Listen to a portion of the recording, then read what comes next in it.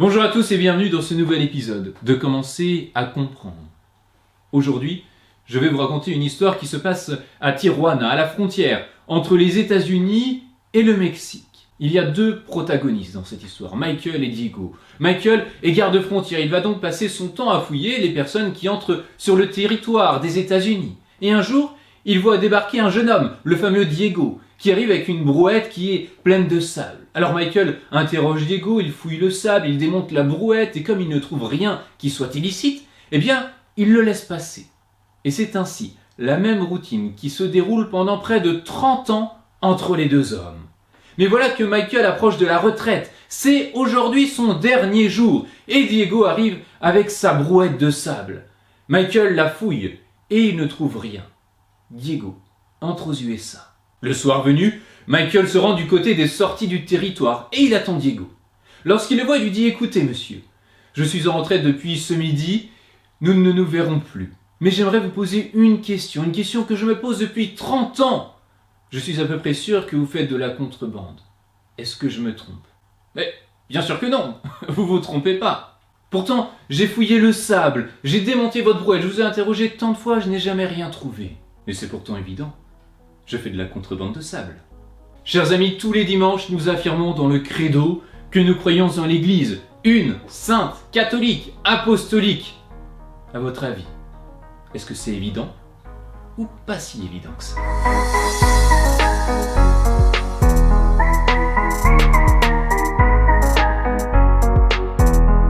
L'Église est une. L'Église est une en raison de son fondateur. De même qu'il n'y a qu'un seul Christ, qu'il n'y a qu'un seul corps du Christ, il n'y a donc qu'une seule Église, l'Église du Christ.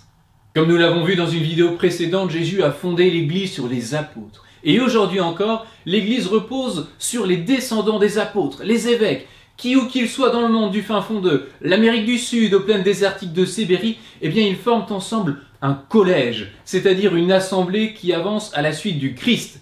Et ce collège des évêques, il a à sa tête le garant de l'unité de l'Église, le descendant de l'apôtre Pierre, j'ai nommé le pape.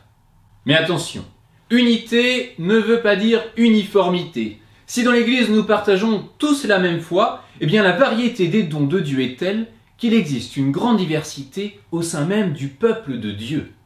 Et parmi les liens qui assurent l'unité de l'Église, nous avons déjà évoqué le credo, la foi reçue des apôtres que nous continuons à professer, et nous avons aussi cité les évêques, qui avec le pape sont les successeurs directs des apôtres. Mais nous pourrions également avancer un nouveau lien, qui est tout à fait essentiel, c'est l'Eucharistie. Que l'on soit au Vietnam ou en Syrie, que l'on soit de culture européenne ou amérindienne, c'est le même culte qui est rendu à Dieu lorsque nous célébrons sous l'apparence du pain et du vin, devenus corps et sang du Christ, notre Seigneur Tout-Puissant.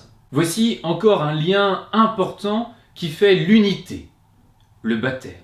Tous les baptisés forment un seul et même corps. Même ceux qui ne sont pas baptisés en soi dans la foi catholique, on peut penser aux protestants, aux orthodoxes, aux coptes et à toutes les autres confessions chrétiennes, dès lors qu'ils sont baptisés au nom du Père et du Fils et du Saint-Esprit, ils peuvent recevoir le nom de chrétiens, parce qu'ils sont disciples du Christ, parce qu'ils sont donc, pour nous, des frères et des sœurs que nous devons entourer de charité.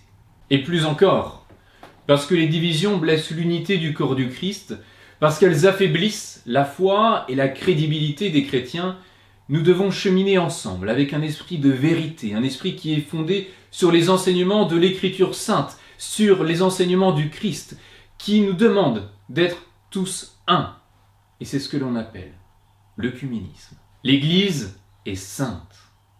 Peut-être que tu as déjà entendu dire autour de toi « l'Église est sainte », c'est vite dit. Il suffit d'ouvrir les journaux pour savoir que c'est faux. Eh bien pourtant la sainteté de l'Église, elle est évidente. Elle est sous nos yeux. Sauf que l'Église n'est pas sainte parce que tous ses membres sont saints.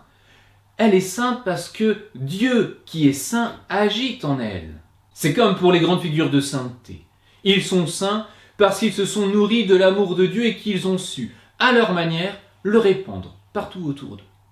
L'Église est catholique. L'Église est catholique, c'est-à-dire universelle. L'Église est universelle parce que c'est Jésus lui-même qui a invité les chrétiens à annoncer à tous les hommes de la terre la bonne nouvelle. C'est ce que nous pouvons lire particulièrement à la fin de l'Évangile selon saint Matthieu. Alors c'est quoi la bonne nouvelle ? Eh bien c'est simple.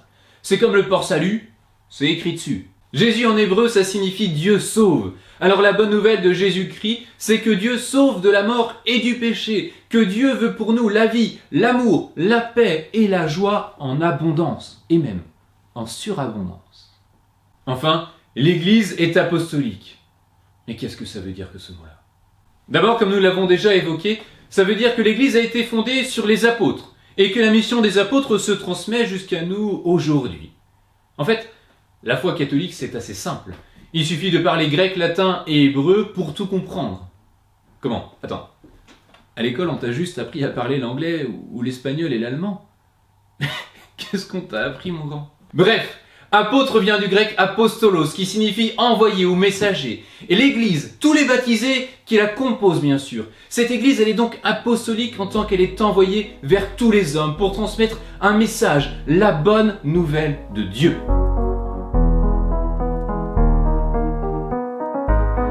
L'Église est une, sainte, catholique et apostolique. Finalement, ça paraît évident, non ?